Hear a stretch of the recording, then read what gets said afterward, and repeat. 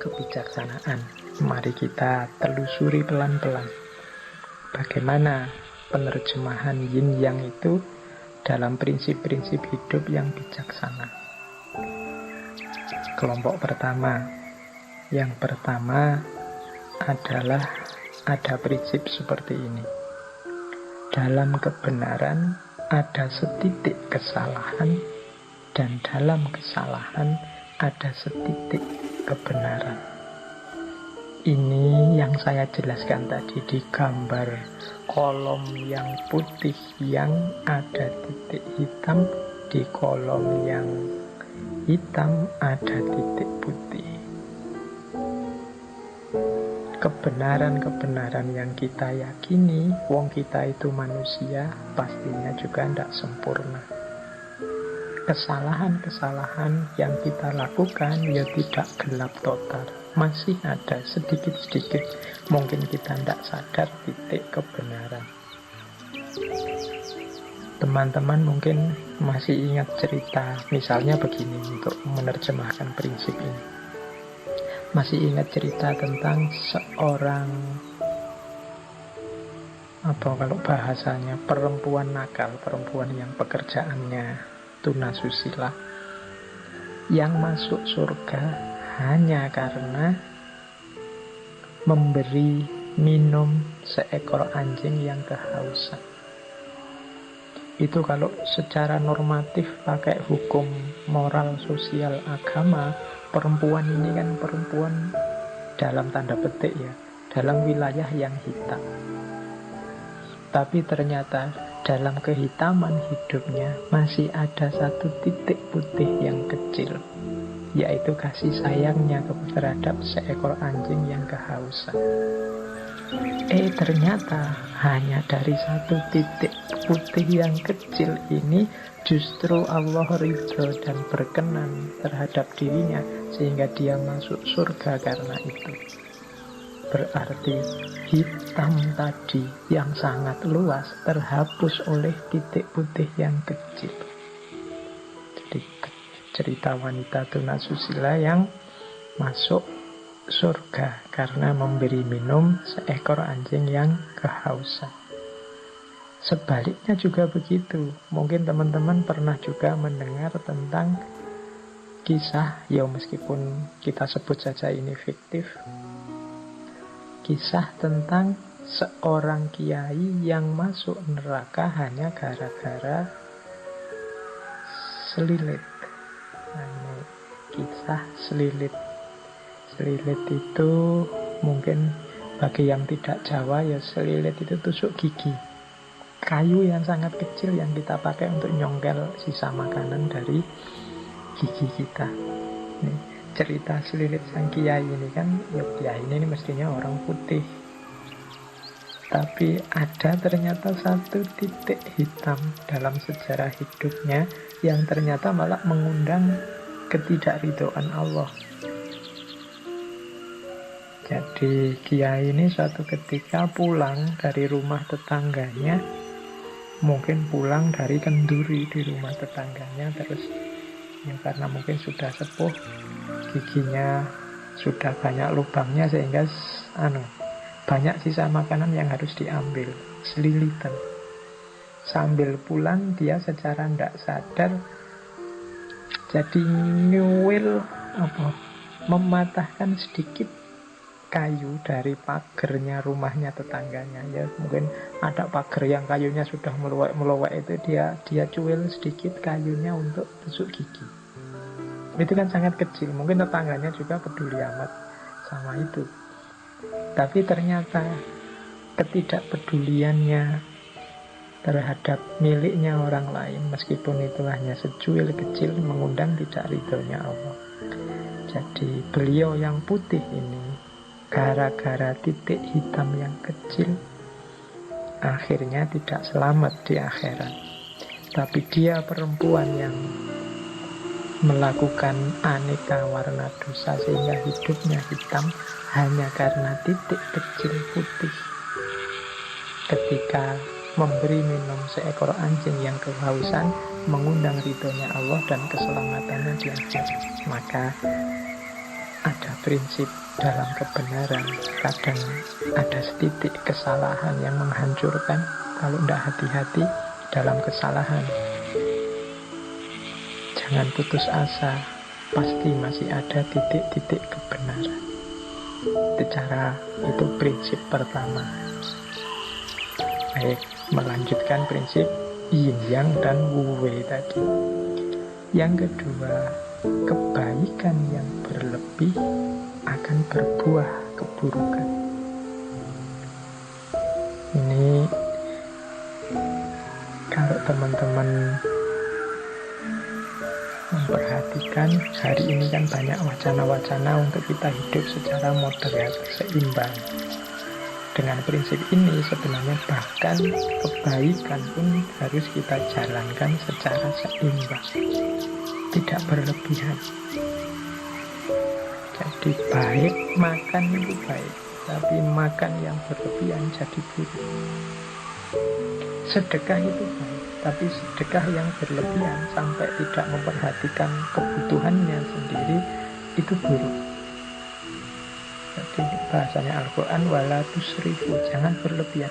Sholat itu baik, tapi sholat terus-terusan itu buruk. Ada cerita Rasulullah itu satu ketika kedatangan beberapa tamu para sahabat. Saat itu Rasulullah tidak di rumah. Jadi tamu ini ditemui oleh istri beliau. Sambil menunggu Rasulullah, istri beliau ini cerita tentang bagaimana Rasulullah itu seriusnya beragama. Kalau malam juga sholat, sering puasa, dan lain sebagainya. Nah, para tamu ini merasa, wah, Rasulullah aja yang dijamin masuk surga, dijamin diampuni Allah, ibadahnya seserius itu. Maka saya berarti harus berkali lipat dari itu. Sehingga yang satu bilang, kalau begitu saya tidak akan tidur lagi lah, saya mau sholat malam terus.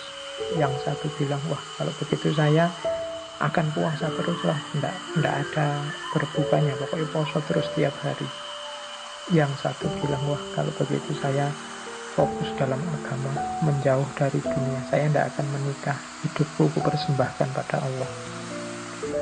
Nah, setelah Rasulullah datang, Rasulullah mendengar kata-kata dari tamu-tamunya ini. Terus Rasulullah bersabda bahwa ya,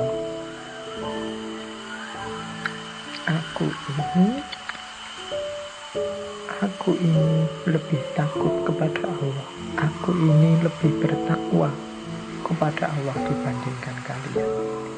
Tetapi aku berpuasa juga berbuka, jadi tidak puasa terus menerus.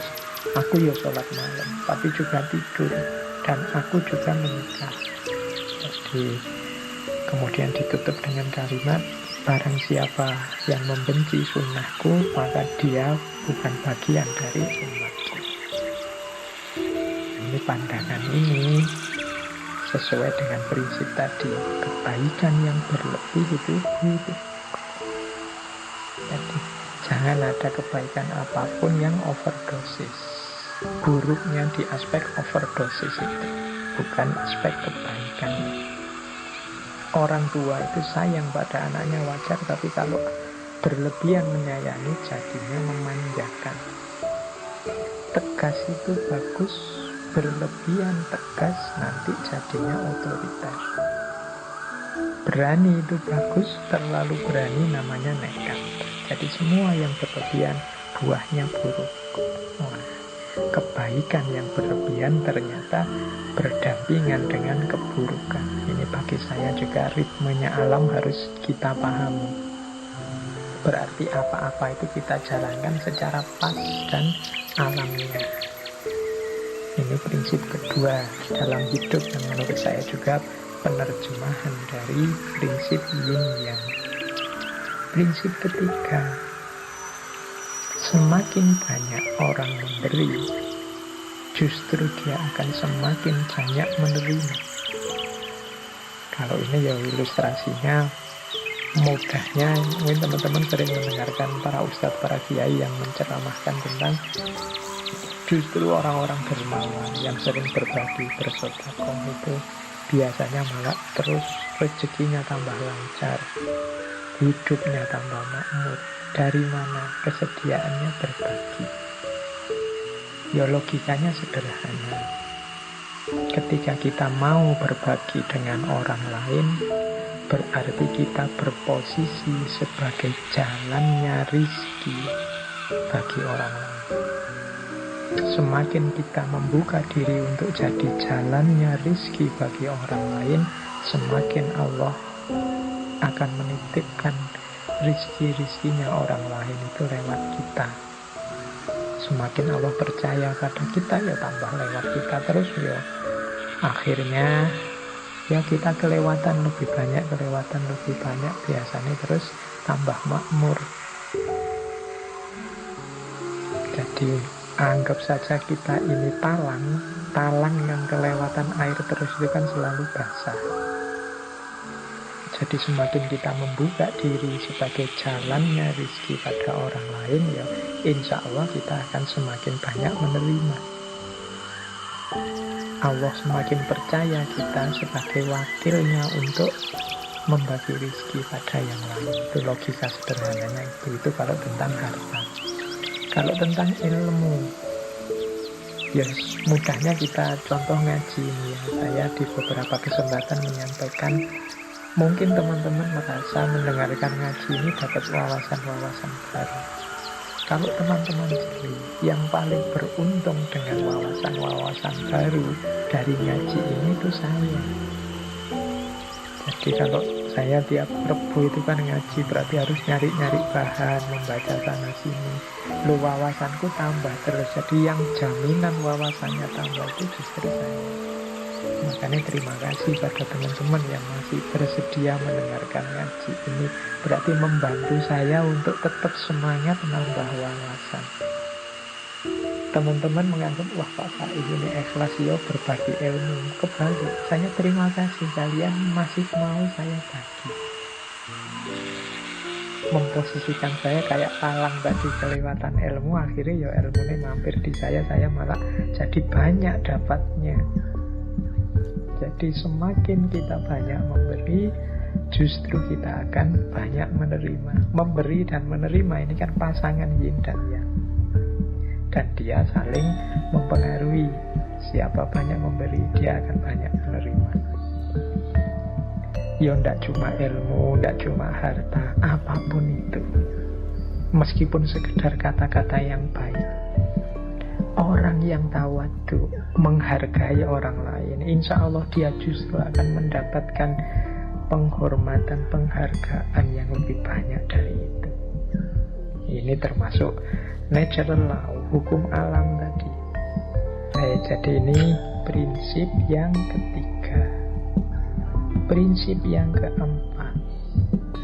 Kalau ini saya tidak menjelaskan panjang lebar ya, teman-teman sudah banyak dapat wawasan tentang ini, apalagi di tema-tema bencana. Jadi di balik musibah ada karunia.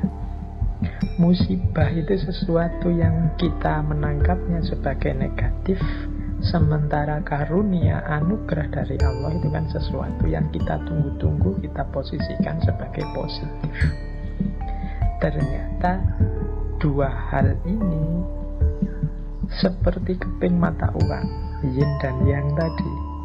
Di balik musibah ada karunia. Kita diberi pandemi ini, sebenarnya hikmahnya, manfaatnya banyak luar biasa, kecuali yang tidak mau membaca dan memanfaatkan momen pandemi ini dengan segala dinamikanya. Ada sangat banyak karunia-karunia. Mungkin bagi banyak orang dengan musibah ini dia lebih dekat dengan keluarganya karena tidak boleh kemana-mana. Selama ini sibuk di kantor saja, sibuk kemana-mana kerja. Sekarang bisa dekat dengan keluarganya. Mungkin bagi orang tertentu musibah ini membuatnya punya banyak kesempatan untuk mengupgrade kualitas dirinya. Banyak kesempatan untuk muhasabah, introspeksi, banyak kesempatan memperbaiki diri. Yang kemarin hanya niat-niat saja untuk semakin dekat dengan Allah, banyak ngaji, banyak sholat, sekarang banyak waktunya Kemarin banyak alasannya, sekarang alasannya sudah hilang, dibantu oleh corona. Banyak musibah yang membuahkan karunia. Dua hal yang seperti bertentangan ternyata hadirnya juga bersamaan. Ya wis, teman-teman sendiri yang bisa membaca ya, hikmah-hikmah apa dari musibah dan karunia. Mungkin kita pernah ngalami drop dalam hidup, tapi justru drop itu jadi titik balik kita bisa bangkit lagi secara luar biasa. Teman-teman bolehlah membaca kisah-kisah para CEO besar, kisah-kisah orang besar. Itu pasti ada momen-momen beliau jatuh sejatuh-jatuhnya, tapi justru momen itu jadi awal kebangkitan setinggi-tingginya. Di balik musibah ada karunia-karunia. Mungkin ada teman-teman yang kuliahnya sampai drop out, tapi justru karena drop out itu dia akhirnya hidup dengan tidak mengandalkan ijazah dan gelar, dan ternyata dia lebih sukses dari itu. Nah, itu juga ada, dan lain sebagainya. Jadi contoh-contoh bahwa musibah ternyata di balik itu ada karunia yang luar biasa, seolah-olah bertentangan, tapi kehadirannya beriringan. Ada juga prinsip pujian membuat terlena, celaan membuat waspada. Pujian ini positif, celaan itu negatif. Tapi kadang-kadang justru kebalikannya, yang positif membuahkan hal negatif, yang negatif membuahkan hal yang positif. Jadi kadang-kadang orang itu begitu banyak dipuji dia terlena, padahal dia dapat yang positif malah buahnya negatif. Tapi ada orang yang sebaliknya, ketika dicela banyak orang dia terus introspeksi, waspada, jadi semakin baik. Jadi mengalami yang negatif membuahkan yang positif, mengalami yang positif tapi malah membuahkan yang negatif. Inilah lekak-lekuknya hidup. Maka teman-teman harus selalu waspada, selalu hati-hati, karena hidup ini punya yin yang-nya sendiri. Kalau sering dipuji orang, pujian itu tidak menambah apapun pada kualitas kita, tapi sangat mungkin justru membuat kita terlena dan tergelincir. Celaan juga begitu. Celaan itu kalau kita memang baik dan dicela orang, celaan itu tidak mengubah yang baik jadi jelek. Dan kalau kita jelek dan dicela orang juga, yang jelek tetap jelek, tidak jadi baik karena dicela. Jadi ini komentar orang dari luar. Celaan itu kita posisikan negatif, pujian kita posisikan positif. Padahal kadang-kadang justru dengan celaan itu kita jadi terpacu untuk semakin baik. Sementara ketika dipuji orang kita merasa sudah besar, sudah baik, sudah tinggi, sudah penting. Akhirnya kita terlena. Nah, hari ini kan peradaban pujian dan celaan lewat komen-komen di medsos. Kita harus selalu waspada. Kita misalnya posting apa yang kelihatannya positif, bagus, terus yang like banyak, yang komen positif banyak, terus kita senang, terus kita bangga, kita merasa sudah besar, kita merasa sudah tinggi. Akhirnya justru kita mandek, wong merasa sudah besar, akhirnya justru kita tergelincir. Sebaliknya kadang kita dikomentari jelek, kadang kita tidak dianggap, membuat kita terpacu untuk berkarya terus, lebih baik terus, dan sebagainya. Maka penting kita hati-hati, karena hidup ini ada yin ada yang, ada pasangan-pasangan positif dan negatif. Yang positif pujian, ternyata ada pasangan sebaliknya, keterlenaan, ketidakwaspodaan. Yang negatif celaan, ternyata ada pasangan sebaliknya, keterpacuan, semangat untuk lebih baik. Nah, Terus ini ada quote selanjutnya dari paket wisdom yang pertama. Orang yang paling engkau cintai adalah yang juga mungkin memberikan sakit yang paling dalam kepadamu. Cinta itu kan sesuatu yang positif. Kita gandengkan dengan kebahagiaan, kenikmatan hidup. Lawannya cinta itu seringkali sakit hati atau patah hati. Ternyata dalam ritme hidup kita di dunia ini, justru orang yang paling kita cintai adalah orang yang punya potensi untuk memberikan sakit yang paling besar dalam hidup kita. Ini sudah natural. Kalau kita cinta pada seseorang, kemudian dia membohongi kita, maka kebencian kita, kekecewaan kita berlipat dibandingkan kalau dibohongi orang yang tidak kita kenal atau orang yang kita anggap biasa-biasa saja. Jadi orang yang kita cintai itu sebenarnya orang yang membawa bibit sakit yang paling besar dibandingkan orang yang tidak kita cintai, orang yang kita anggap biasa-biasa saja. Jadi ini berarti kita jangan mencintai. Ya bukan begitu, tetap saja mencintai, tapi sambil engkau ingat hukum alam, hukum kodrat di dunia ini, bahwa yang selalu jejer dengan ini. Jadi cinta dan patah hati, cinta dan sakit hati itu satu paket. Kalau orang yang mencintaimu menyakitimu, itu kan rasa sakitmu jauh lebih dalam dibandingkan orang yang tidak kamu cintai, apalagi orang yang kamu benci. Kalau ada orang yang kamu benci terus mencacimu, menjelek-jelekkanmu, engkau kan biasa saja.